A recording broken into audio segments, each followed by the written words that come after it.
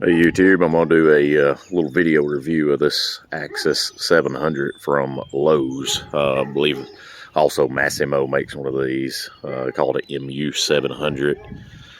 I bought a 500 first and carried it back and got this 700. The 500 had some issue. One, this mirror was broke off evidently during shipping and was in the floorboard on the way home. I guess it fell off while I was trailering it home.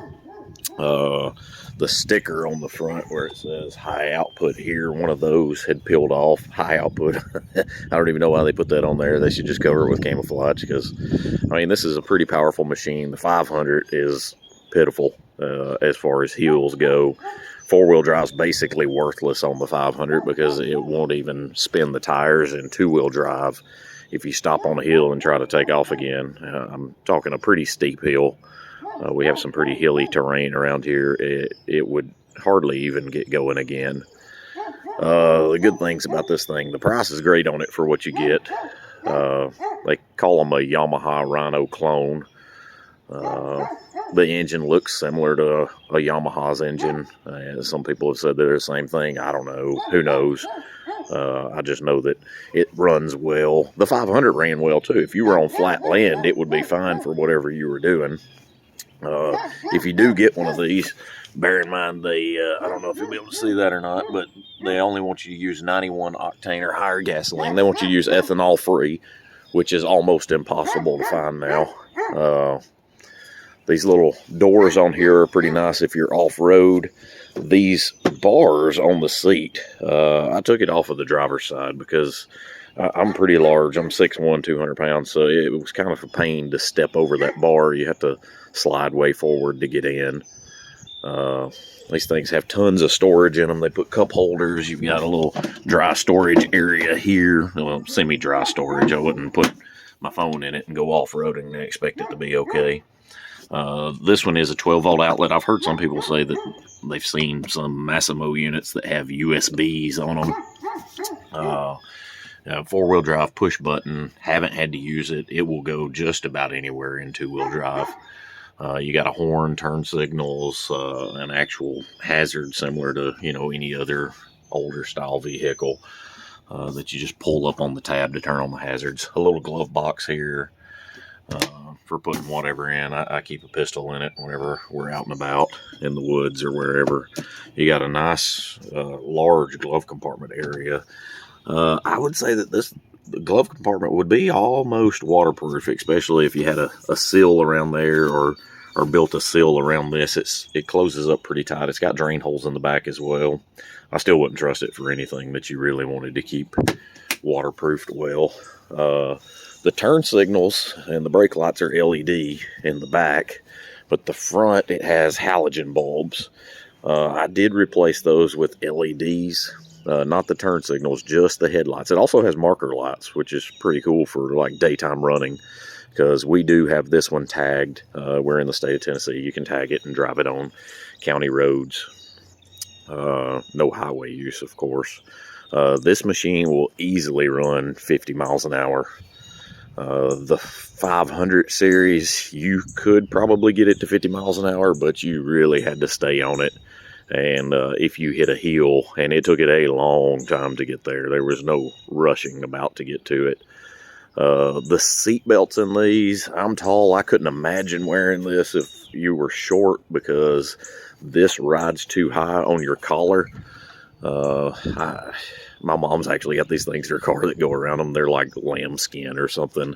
I'm thinking about getting something like that. It's going to look stupid, but just for comfort wise.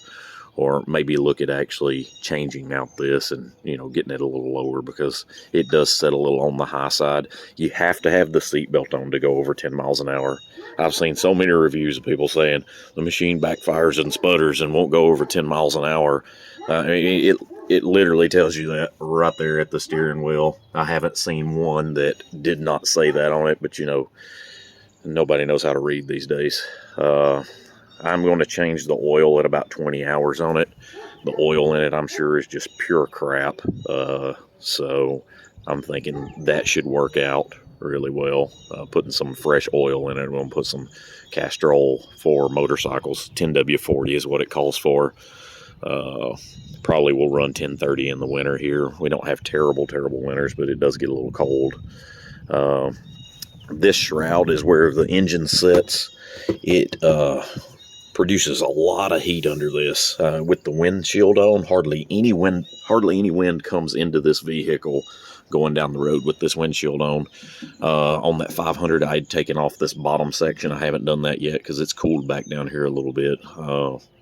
But I'd taken this off so that I could get more air underneath. You do have to have the windshield on for road use. So, but this bottom section just, unvelcros and pops out, and then you can lower this down and you get a good bit of air underneath. Still gets hot though. Still a lot of heat comes out of this. I'm going to actually insulate it. The bottom of the bed dumps real easy. You just pull this, flips up. I'm going to put either truck bed coating or undercoating on this. Rubberized undercoating. I'm thinking probably rubberized undercoating because I think that will help with some of the noise. You get a lot of echo off of the exhaust. And speaking of the exhaust, one major issue that I had when I brought this one home is, I don't know if you can see that, but it's got dual headers there. It is a single cylinder engine, but it's a 4-valve engine, so they've got a exhaust pipe for each exhaust valve. That flange right there, you can see that barrel nut right above that plastic tubing there. That one was completely gone, and the flange was just sitting there rattling. This thing is emissions compliant. It does run an O2 sensor. Why, I don't know. It's not like it has to go through emissions. And then the back flange around the exhaust, the little heat shroud there, all 3 of those bolts were loose. I have went through this thing and checked all of the bolts and tightened everything. There were several loose bolts. This whole top plate here, every bit of those were loose. Retighten those. Something else I noticed is these bump stops for the bed and the 500 and the 700. Neither one of them was screwed out to match up to the bump plate here, which is a problem. One reason I'm on undercoat all this is this seam is wide open here. So, I mean, these are just rust points, and, this thing isn't made out of super good steel. So, it's a Chinese-made unit or Vietnamese-made unit, one of the two. All of these points, I mean, I'll seal every bit of that with rubberized undercoating. They put some heat shielding and, sound dampening material here. I ordered that same stuff to do that engine shroud with to really quieten that down.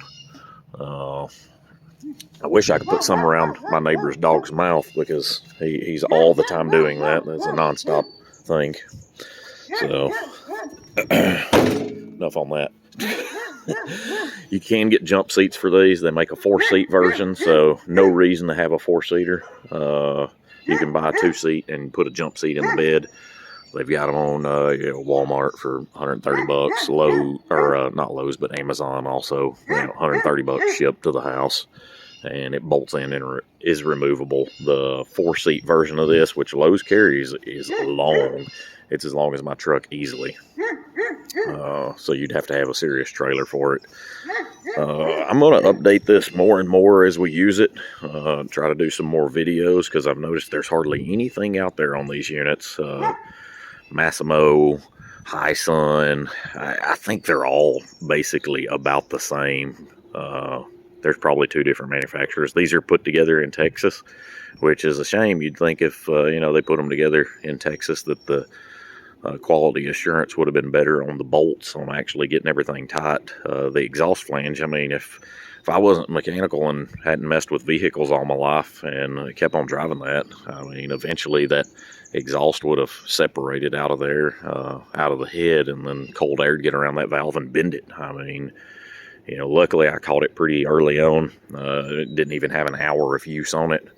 And the flange had not backed out of the head, but it is something you definitely need to give these things a good walk around. I'm probably actually going to get the winch up there in the tree and winch the machine straight up in the air so I can get to the underside really well and check all the skid plates. And I'll probably add actually, kicker plates here. Right down here because this is all plastic, and then the floorboards right there. We won't do any extreme off-roading, but it'd be nice if we hit a branch or a metal bar or something, that I had something else to deflect it other than this thin plastic. When I come up with a plan of how to do that, I'll update y'all and show you a video of how I did it. All right, well, if you get one of these, best of luck, and like I said, check everything. We really enjoyed it. I think you get a lot for your money on it, but you have to be kind of diligent yourself. This isn't a buy it and just haul off with it and use it right off the bat kind of thing. I mean, you probably could do that, but I'm sure you'd run into issues later on.